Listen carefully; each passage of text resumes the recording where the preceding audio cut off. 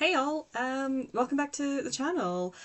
Um, Not too much fanfare, I don't think. Just gonna go get straight into it. Like the title suggests, I'm doing the mid-year book Freakout tag. I'm fairly certain I didn't do this last year, but I might have done it before. I should probably go back and check. But it doesn't matter, because we're only talking about books I've read so far. It's currently the 22nd of June when I'm filming this. I don't actually know when I'll put this up, but yeah, this is everything I've read from the 1st of January up until the 22nd of June. So let's just do this. Um, as always, when it comes to tags, if I can figure out who created this tag originally, I will link it down below. And it's just that time of the year. I haven't been tagged in this, and I've seen a couple of folk, but like I've not specifically done this because of any other creator. So yeah. With all of that said, let's get into the first question. What is the best book I have read so far? Oh my lord, guys, I cannot tell you how much I have debated about this. I have been back and forth and back and forth, and it's been between two books. And yeah, every time I think I have decided one, I'm like, no, and I go back to the other. I even, at one point, I flipped a coin. I was like, if it's heads, it's the first one. If it's tails, it's the second one. And it was heads, and I was disappointed. So I tried again, and then it was tails, and I was still disappointed. So obviously they are both currently sitting equal first place in my brain right now. Whether that will still be the case at the end of the year, who knows? But as of right now and today, I've just had to concede that these books are both equally important to my brain. So the first one is, and we'll just go in the order I read them. The first one is The Seven Husbands of Evelyn Hugo. This was actually the very first book I read this year. I started reading this on January 1st. This book, wow. It sat on my shelf for a good couple of years. I want to say at least 2-3 years. Um, and I kept putting it off because it is so highly rated. It is so beloved. There's very few people on BookTube, or let alone the internet, who are like, this is a bad book. No, everybody almost universally is like, this is an incredible book. And because of that, excuse me, because of that, I was kind of really intimidated by it. I bought it thinking, this sounds like incredible. This sounds like something I'm really going to enjoy. This is definitely a me book. And then I just kept putting it off. And then I started it and I was like, why did I put this off? This is amazing. Oh my lord. Like, I'm a character driven reader. It can have the slowest plot, it can have mediocre world building. I don't care as long as I am 100% on board with the characters. Yeah. This is like the ultimate character driven, character focused story. So we are following, oh gosh, what was her name? This is all told by the character Monique. She has been invited up. She's a journalist, but not a big name in the world of journalism. And she is invited to come spend some time with Evelyn Hugo to write her biography. And this is very out of the blue. She was not expecting it to come. So we follow, at the start of most chapters, we get snippets following Monique and finding out about her, and eventually we learn why she was picked. But as the title would suggest, the majority of the book is covering Evelyn's life. And it is told first person, as if it is Evelyn narrating to Monique. And it is chronologically, each section split by the different husbands. Some of them she loved, some of them were convenient, like marriages of convenience, some of them lasted years, some of them lasted days. It is absolutely incredible, but then all throughout it, we're seeing, sort of like, we're figuring out like who Evelyn's true love was. It's just absolutely wonderful. I was torn equally between I want to be Evelyn, because my god, the confidence this woman has. She is so sure of who she is. Like, there's no self-doubt in her. She's not insecure in who she is. She's gonna... Like, Evelyn's out to look after Evelyn. She is going to lie, cheat and manipulate to get what she wants because she damn well deserves it. And quite frankly, if no one else is going to do this for her, she'll do it herself. And I just like that. level of self-confidence and love. Yeah. I was very much torn between I want to be Evelyn and I am like 100% already in love with Evelyn. That's just no ifs, no buts. So there's that one. But then there's also one that I've not spoken about on the channel yet, and I just finished it last month. But you will, I think it's a book you're going to hear me talking about more and more, and it's going to come out quite regularly. Oh gosh, when was it? It was back in April, I think it was. I went to the launch event for this. This is written by a local author, and she did the book launch in Inverness, and a very small handful of us turned up. She timed it for right after book club, so perfectly timed for me. Where there was a wee Q&A session, and she read us, sorry, I keep saying she, they, pronouns are they, them. They read us the first couple of pages, and I just, from everything she said and that page, I was like, I really need to read this book.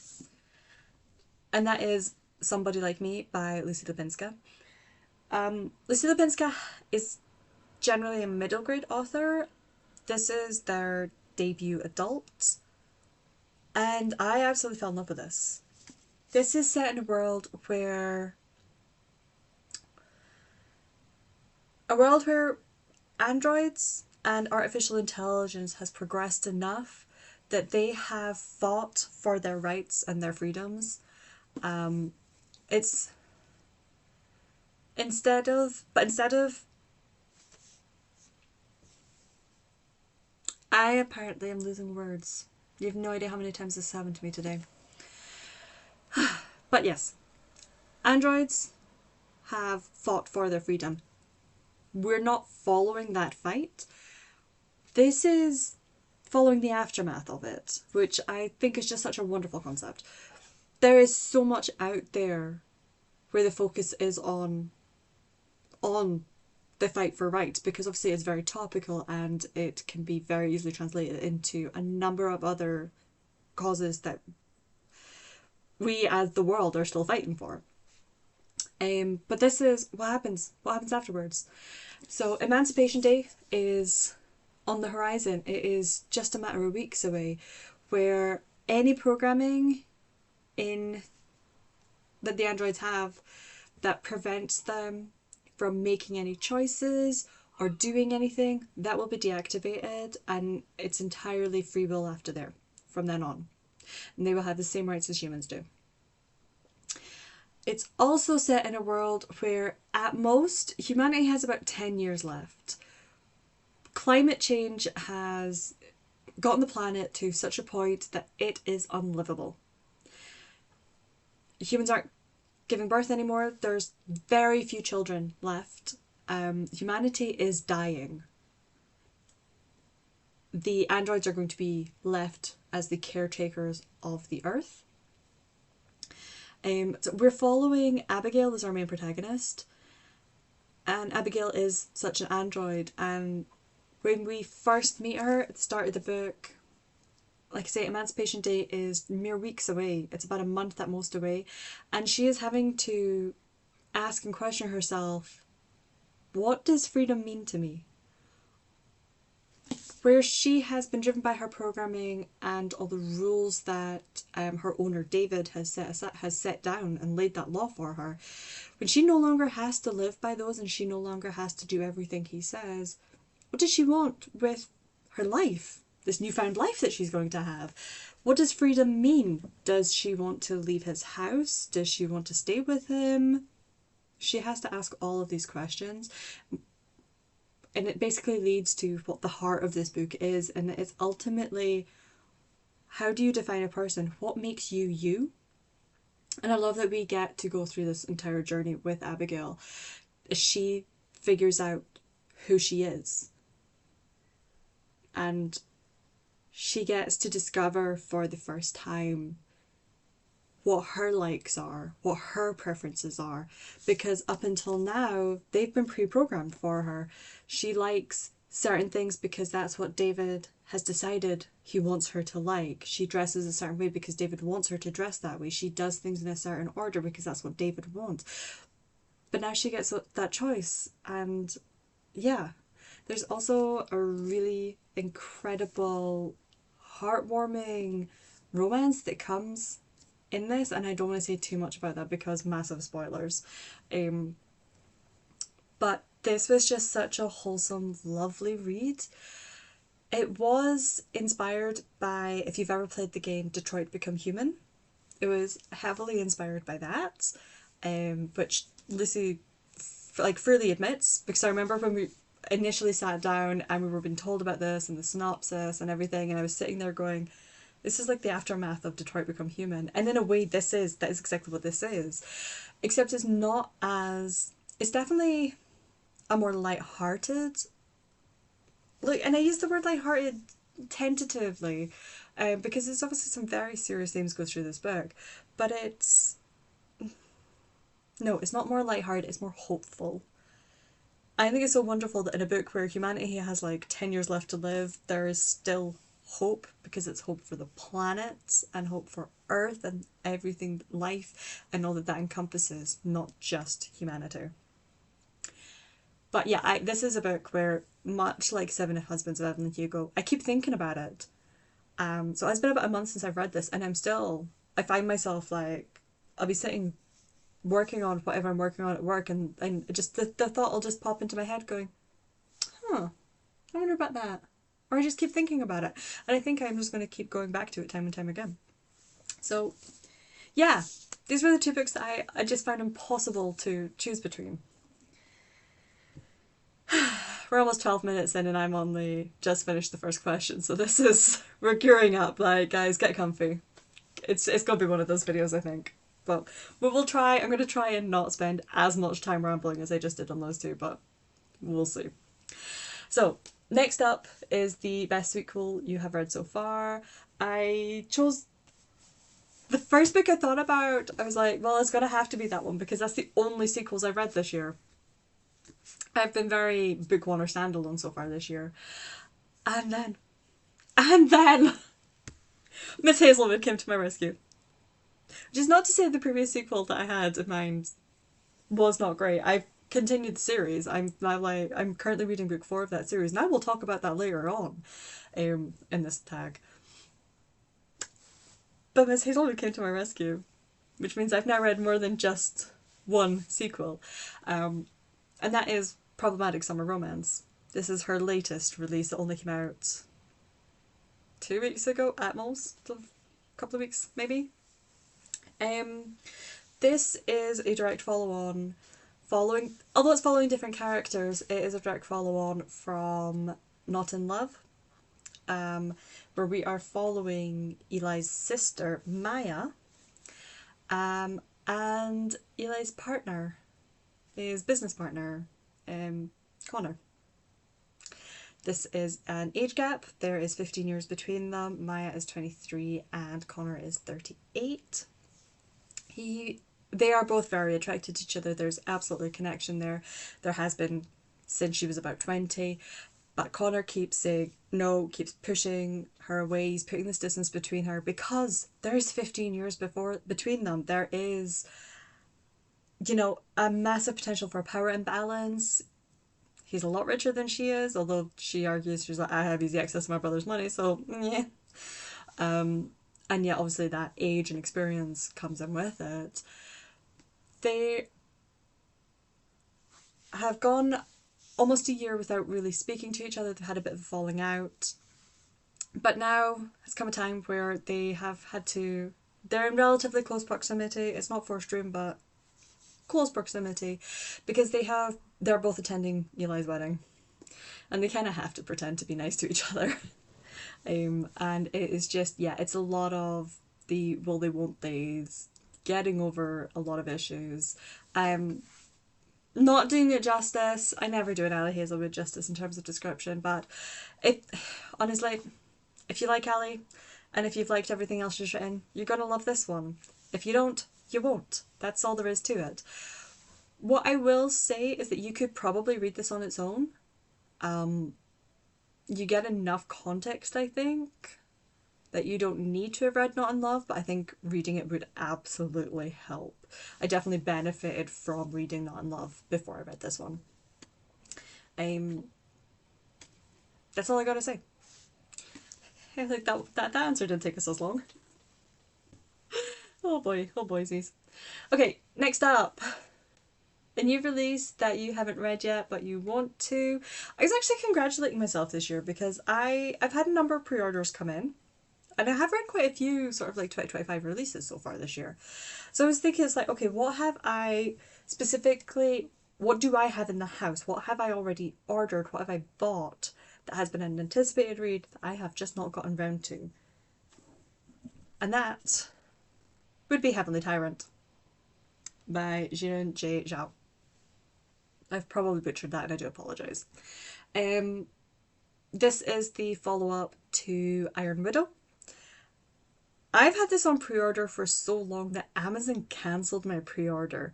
This release got postponed so much. There were so many issues between the author and the publishing house. Yeah,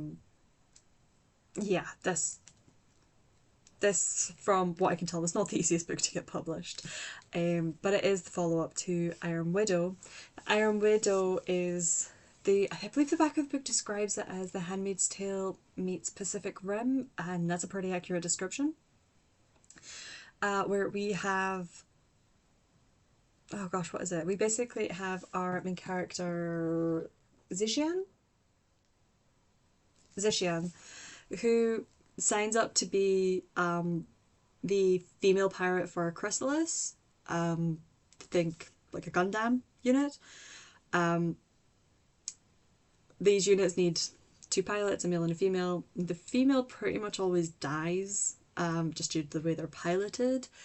And she signs up to be one of these as like a way of trying to avenge her sister who died as one of these pilots, because she wants to kill the guy that was the male half of her that was driving it. But the reason we have these chrysalises or these mechas or whatever, I can't remember exactly how they're described in here, it is to fight off sort of like the alien monsters that are continuously attacking in order to try and keep everyone alive. I'm not going to say too much more about this, other than I really enjoyed the relationships in the first one, where she could have gone down the love triangle route. She said, fuck that, no. Why choose? And dang, our girl did not choose. I loved it. It was wonderful. So, yeah. I pre-ordered this pretty much straight after I finished reading Iron Widow. And this one, I think it finally came in January, February at the latest. And I still haven't picked it up. And I think it's one of those where it's like, what if it's not as good? What if I don't enjoy it as much? Because it's now been such a gap that I definitely don't need to reread it. Iron Widow was... It was such a good read, and it was a vivid enough read that I still remember it. It definitely stuck with me. But what if I don't enjoy this one enough as much? This is why I don't like starting a series that's mid-publishing. This is a huge part of why I don't do that. She says with like so many series that I have started that are still in the middle of being published. Oh well. Okay, next up. Most anticipated release of the year. Also, I'm looking over here because that's where my second one is. But the most anticipated release for the rest of the year. Gonna keep this one dead simple. There's 2 answers, but I won't waffle about them. The first one is Mate by Miss Ali Hazelwood. This is the follow-up to Bride, which is the paranormal romances, the vampire werewolf ones that Ali is writing. And like everything she writes, they were so good. So yeah, I am excited. And then the next one is Catabasis by R.F. Kuang. I've read almost everything by R.F. Kuang at this point. I still need to finish the third. I need to read the 3rd book in the Poppy War trilogy, but other than that, I've read the first 2 in that trilogy. I've read Yellowface, I've read Babel. I'm actually gearing up to read Babel again in August for book club, so yay. yeah, I've yet to give Ali? Well, yes, I've yet to give Ali less than 5 stars, but I think the lowest I've rated Art of Kwong is 4 stars, and that's only one of the books. The other three I gave 5 stars, so I am fully anticipating really enjoying this one. I actually suspect I've been going through like it's almost like a bit of a crisis of, it's not a crisis of faith, but um, for so long I've been like, no, Robin Hobb is my favorite author, but Arif Kwong is putting in a pretty good fight, and she could be taking over kind of that space that Robin Hobb has left in my life because she has not published in recent years. Although that might be changing, hopefully. I've heard rumours. But yes, anyway, Baked by Ella Hazelwood or Calabasas by Arif Kwong. Oh boy, we are over 20 minutes into this video and we've only answered 4 questions. I am on a really rambly roll today, aren't I? So let's try and pick this up a little bit. The biggest disappointment of the year so far. That was quite an easy one. That was The Baby Dragon Cafe by A.T. Qureshi. I got maybe 2 chapters into this and I was like, nope, I cannot. Actually, I didn't even get 2 chapters then. I was just like, nah, I can't do this. The writing style really did not gel with me at all. I really don't enjoy criticizing books. I feel quite bad about it, but ultimately I find the writing for it was just so juvenile. It screamed, I don't want to say it screamed fanfic because I'm the biggest lover of fanfic, but it screamed like, the writing for this was the sort of writing that gives fanfic a bad rep. The baby dragons, she kept referring to them as like dragos, in the way or sometimes we'll call a dog a doggo. There were dragos, and it was just, everything I read about it was cringe. And the main character, like, she makes some really stupid decisions. Like, she wasn't willing to get in sort of like metallic or flame resistant furniture because it wasn't as aesthetically pleasing as the cute fabric padded stuff she had in. But at the same time, she's drowning in debt because she's constantly having to replace it. It's like, come on, like, it just, yeah. I had like an instant, I absolutely hate this main character. I think she's such an idiot and not a lovable idiot. And if I don't like the main character, especially when it's told in first person, no. Just no. Combine that with the sort of like very, very young feeling writing style, I couldn't. So that was an instant DNF. Sorry. Biggest surprise of the year so far. I'm going to hold a book up that is going to substitute for it, but that it is From Blood and Ash by Jennifer L. Armentrout. I'm holding up book 3, which is The Crown of Gilded Bones. This one was a surprise because I listened to From Blood and Ash on audio,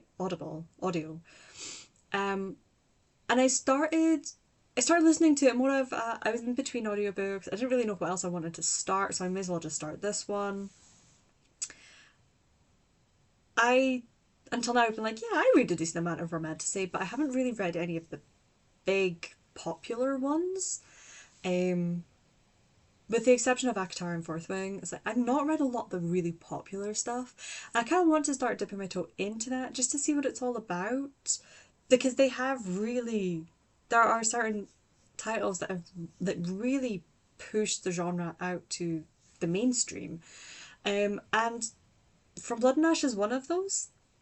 So I picked it up going, it'll be fine. I wonder what it's like, at most it'll be a good time. Holy crap, I became obsessed. I absolutely fell in love with it. To the point that I'm already on book 4, and I struggle to get through series, let's be perfectly honest. You guys don't hear me talking about multiple books in a series in a short period of time, do you? I'm always talking about something different, something new. So, yeah. I read the first 2 on audio, and I borrowed books 3 and 4 from a friend. So I finished book 3, I'm already on book 4. These absolutely took me by surprise. They took me by storm. I Just, I love them. I'm obsessed. I cannot get enough. I might have to take a break after book 4 because reading that many in sort of like quite, especially I finished book 2 then read physically with my eyes books 3 and now book 4. I'm approaching that period where I might have read them too close together, but yeah. Thankfully book 6 is not out yet, so whatever happens I'm going to be forced to take a break. But what are these about? Yeah, like I say, sorry about that. What are these about? We are basically following our main protagonist, Poppy. She has been raised as the maiden, who is one of the gods chosen. She's destined to ascend. Whatever that means. You don't initially know. We just know that Poppy's special. As the maiden, she is not allowed to speak or touch to anyone but a very few select personnel who have specifically been chosen by either the Queen or the Duke and Duchess. She's very much kept in a very sheltered, almost under lock and key. She's only allowed out for like half an hour a day. She's very much a prisoner in a gilded cage. Then we're introduced to one of her guards, or she gets a new guard, and we're introduced to Hawk. Instant attraction, but done so well. So well. It doesn't feel insta love. It's very much we are attracted to each other, but we still have to get to know each other.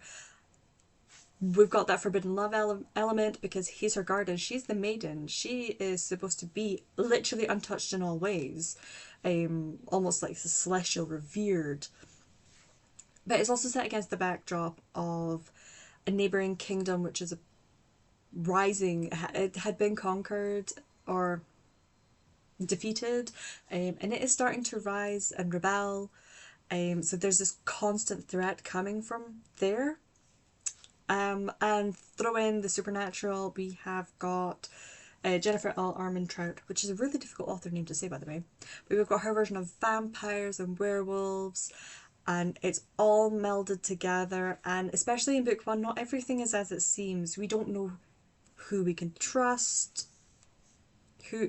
What side should we be on? It's difficult to tell to begin with. And yeah, I ate the set thing up. I swear she cast some incredible juju, lined the pages with crack. I don't know what. I'm addicted. I have put off so many things going, I should do that, or I could sit and read. So I sit and read. Yeah. We won't talk about the state of my bedroom and how much of a bomb site it is, because I do laundry and I dump it on the floor, because that's less time between me and the book. And I'm unashamed. But yeah, this absolutely 100% was my biggest surprise, because I very much started book 1 going, we'll just see what it's like. I'm sure it'll be fine. There's no way it's worth the hype. Holy crap, it is worth the hype. It is worth the hype. Yeah. Right, next. And I'm just going to continue holding this up for the next 2 questions. Again, unashamed. But next is new favourite author. I think it has to be Miss Armentrout, because other than Ali Hazelwood, she is the most read author according to my Storygraph. Yeah. Any author who has this instant, I need to read more, like I need more in this series, she gotta be my next new author, right? My new favourite author, right? Whether she's going to become an all-time favourite author remains to be seen, but of the new authors that I've tried this year, this is my favourite. I would also special shout out to Lucy Lipinska, and quite frankly I think the only reason I'm not also holding Lucy's books up with this for this question is because I have only read one by them. Apologies. I'm really excited to see what else Lucy brings out, to see if they're going to bring out more in the adult sphere, because I'm not really a middle grade reader, with very few exceptions. So I think if they bring out more adult novels and I like them just as much, then yeah, she's going to become a favourite author.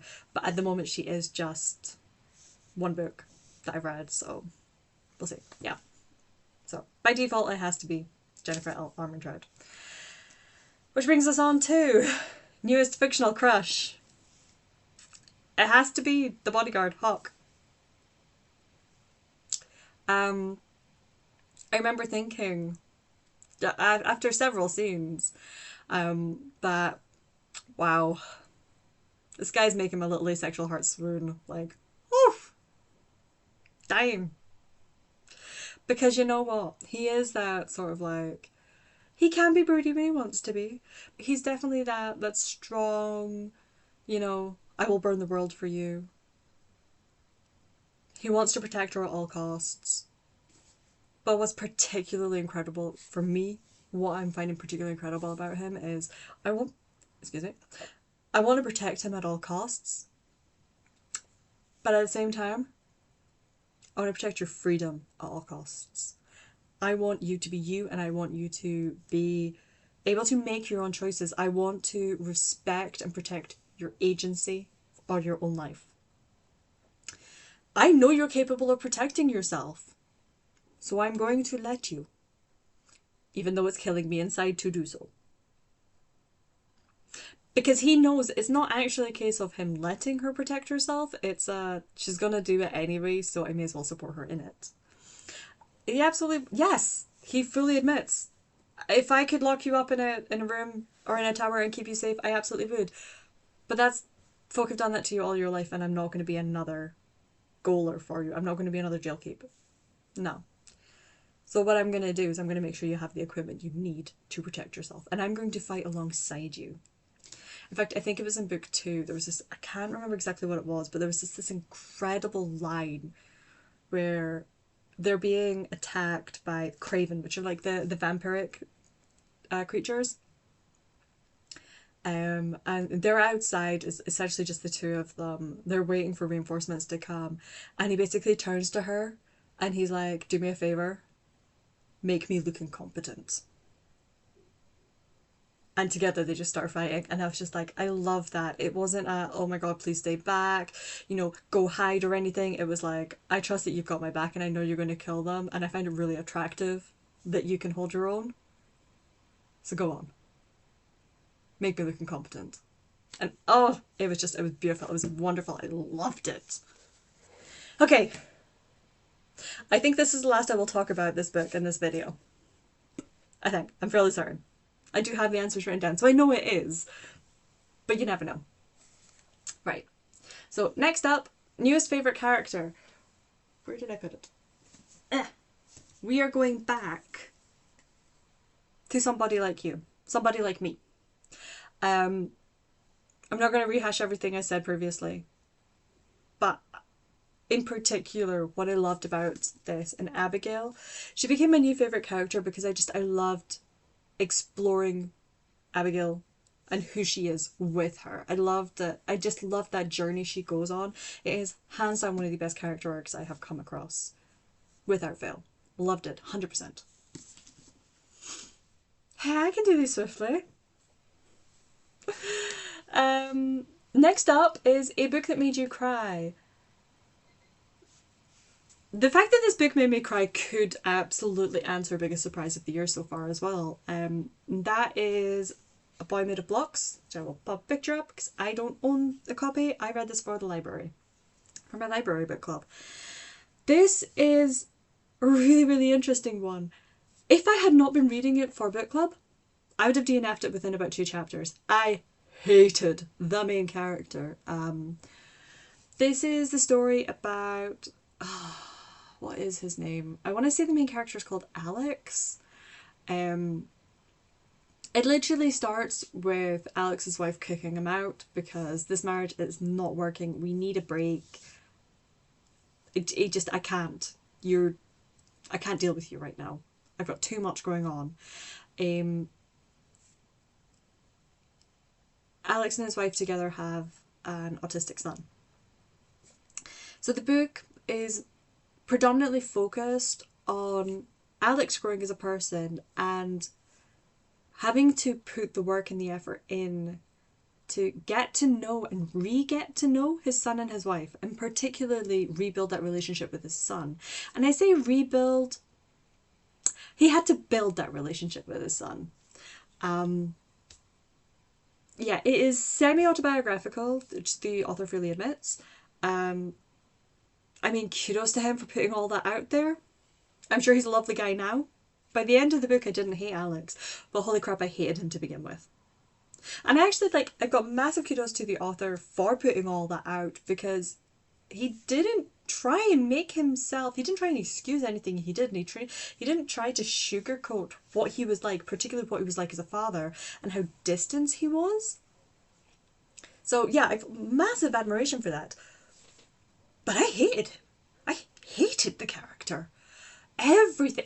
It did not help it was told first person. So I was in his brain, and I think that actually made it worse. Because every time I would read a chapter, put it down, and storm about the living room, so angry. Because the character starts as one of those, the world happens to him, as in, and it's just, I hate this in people, and I know this is a genuine trait people have, but it's when, oh, the world is against me, this bad thing happened to me, then this bad thing happened to me, then this bad thing happened to me, and he doesn't take any agency or responsibility for his own life. Everything happens to him, he doesn't do anything. And that's my big problem, he doesn't do anything. So he's working in a job he hates, he's miserable, he's putting in all of the hours because, oh, I need to do that to support the family. And it's like, right now, what your wife doesn't need is your money, what your wife needs is your physical presence and your emotional support, and she's not getting any of that from him. He's gone through trauma in the past, and he's refusing to do anything about it. He refuses to work on it for so long because he doesn't, it's fine, it was in the past, I'm over it. It's like, well, you're clearly not.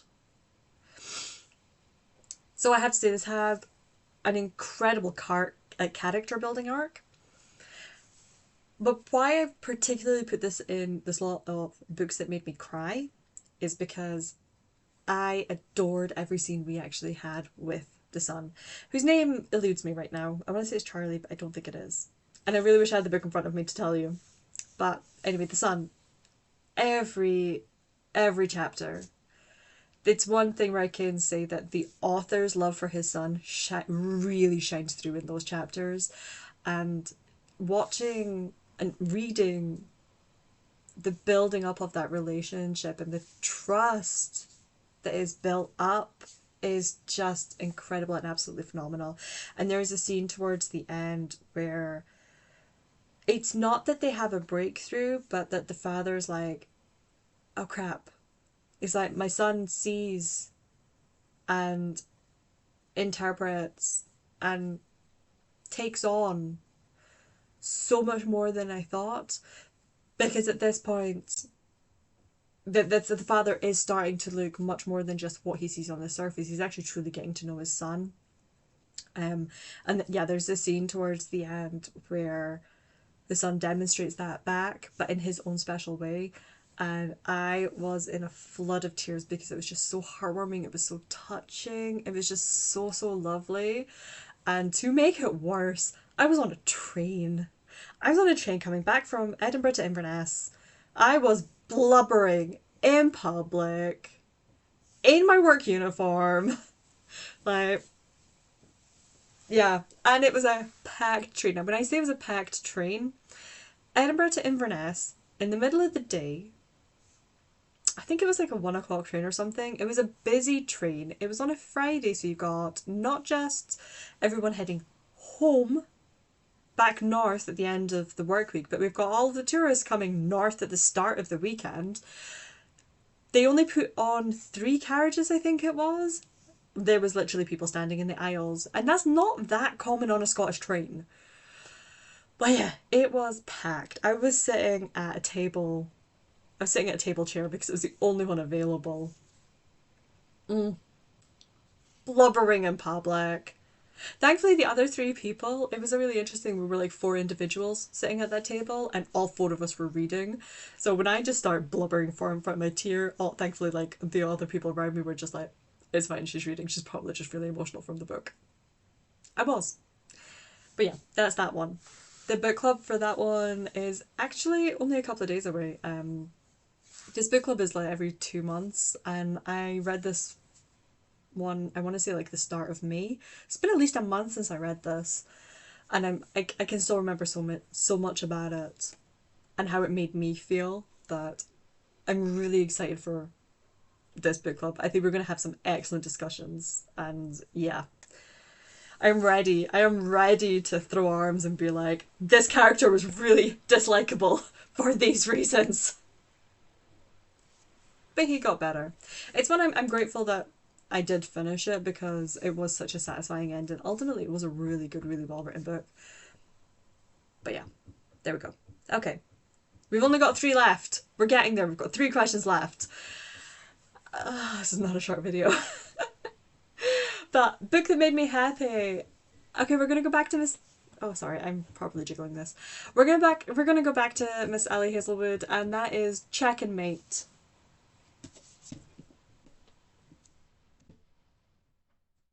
Which is downstairs. I brought everything else back up. Check and Mate by Ellie Hazelwood. This one, it's impossible not to be happy when reading an Ellie Hazelwood book, quite frankly.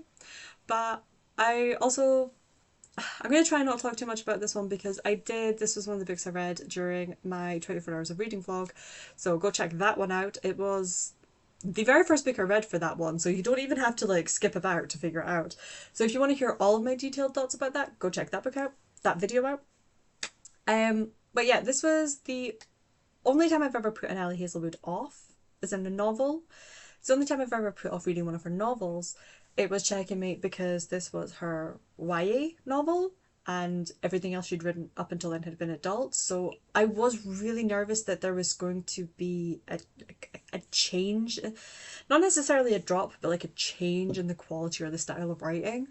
And yeah, within a couple of chapters, I was like, no, this is just straight up Ellie Hazelwood. The only difference is that our protagonists are slightly younger. It's set sort of like between high school, college age, so late teens, and yeah, it was everything you come to expect from an Ellie Hazelwood. I absolutely adored it. I had such a good time reading it.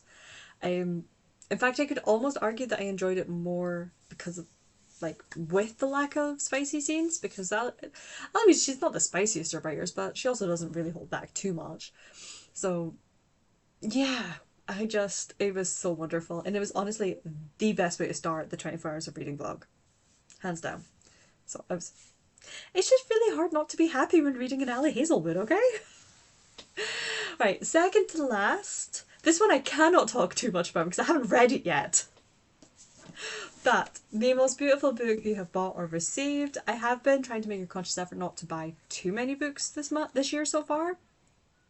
Not saying it's working, but I've not had like a lot of cover buys. Everything I've bought so far this year has been really conscious on my part. So I was having a look through, and eventually I decided that the Dragons of Deepwood Fen, you know how I said I don't like starting books or series that are still ongoing?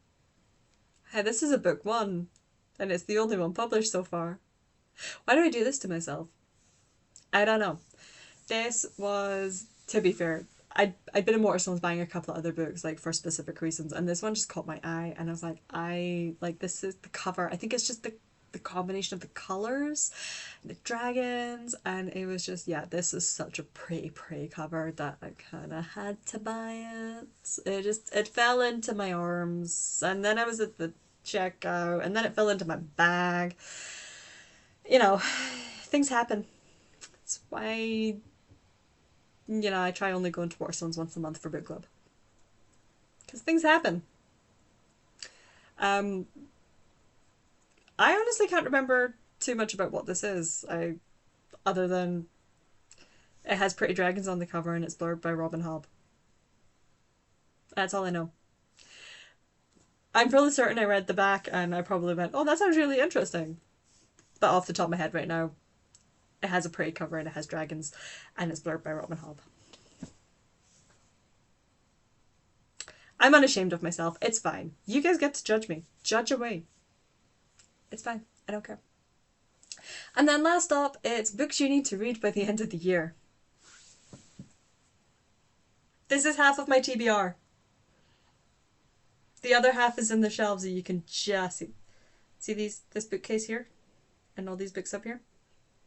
That's all TBR also. Um, yeah. So there we have it. 45 minutes in. I cannot believe we're 45 minutes in. This video was supposed to be half an hour max. If you made it this far, well done. Good job at listening to me ramble far too long. But yeah, like if you liked it, subscribe if you want to. Based on the books I just talked about, if you have any recommendations you want to give me, fire them ahead in the comments. And I will see you guys in the next video. Bye!